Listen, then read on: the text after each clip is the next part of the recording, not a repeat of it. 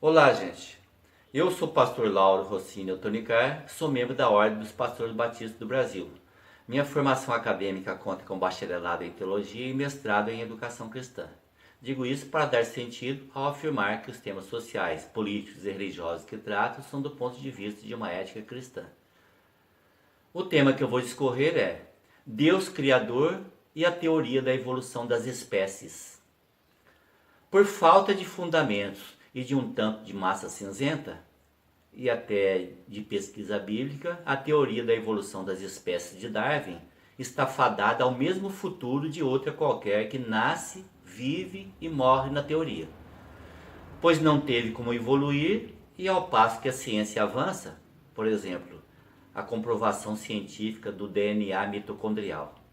O progresso científico, ao invés de lhe trazer o mínimo de esperança, fica cada vez mais à vontade para divulgar a inscrição para que se fixem no seu fictício túmulo, ou seja, aqui jaz uma teoria e o pó das suposições de Charles Darwin.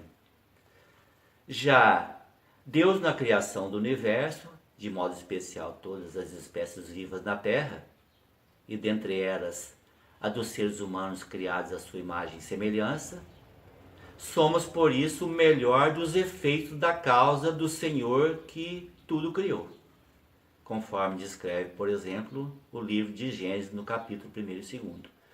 O Deus ao qual ninguém tem acesso a não ser por meio de Jesus Cristo, que disse: sem mim nada podeis fazer, vós sois meus amigos se fazeis o que eu vos mando, eu e o Pai somos um. E ainda, eu sou o caminho e a verdade e a vida, ninguém vem ao Pai senão por mim.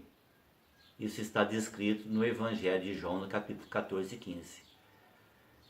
E aos que se unem a Cristo em espírito, conforme descreve Paulo na sua primeira epístola aos Coríntios, capítulo 6, as teorias empoeiradas não lhes tomam tempo, e muito antes que a filosofia existisse, o dizer que a compreensão de que não há efeito sem causa lhes era mera afirmação do óbvio. Portanto, para os crentes, o Big Bang não passa de uma tentativa frustrada para explicar o que não tem lógica, nem sentido e nem razão de ser. Aliás, por mais sérios que fossem a boa vontade, os resultados e o esforço de Darwin, a teoria da evolução das espécies, do ponto de vista teológico, é um atributo à ignorância e, ao mesmo tempo, uma desfeita à onipotência de Deus e seus evidentes propósitos na criação de tudo que há. Basta abrirmos os olhos para enxergarmos a ampla e multiforme graça de Deus na criação. Já a teoria da evolução das espécies é como um navio cargueiro à deriva que se afunda com o próprio peso. Muito embora não precisemos das ciências físico-biológicas, pois basta-nos a teologia, a ciência de Deus, para compreendermos as razões mais elevadas da vida na Terra, é cada vez mais aceitável que, mesmo que existisse uma certa evolução das espécies, a evolução não eliminaria a criação.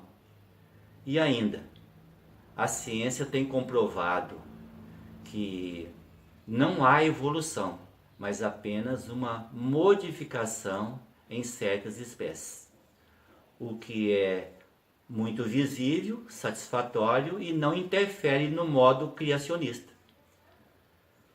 Para muitos de nós que somos da criação, a teoria da evolução de Darwin, com todo respeito, é uma falta de evolução da mentalidade, se a submeter, por exemplo, ao que o apóstolo Paulo, na sua epístola aos Romanos, no capítulo 1, verso 20, diz: os atributos invisíveis de Deus, assim o seu eterno poder, como também a sua própria divindade, claramente se reconhecem desde o princípio do mundo, sendo percebidos por meio das coisas que foram criadas.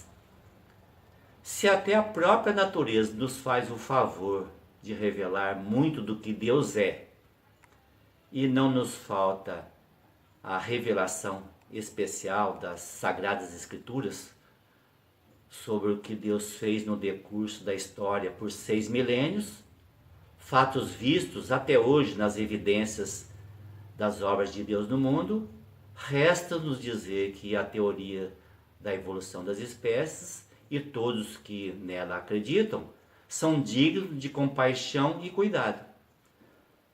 Mas nem tudo se descarta, pois aos que quiserem pesquisar sobre o que há do outro lado da moeda, iniciem pela leitura do Evangelho de João. Depois leiam o livro de Gênesis. Depois voltem e continuem na leitura de todo o Novo Testamento.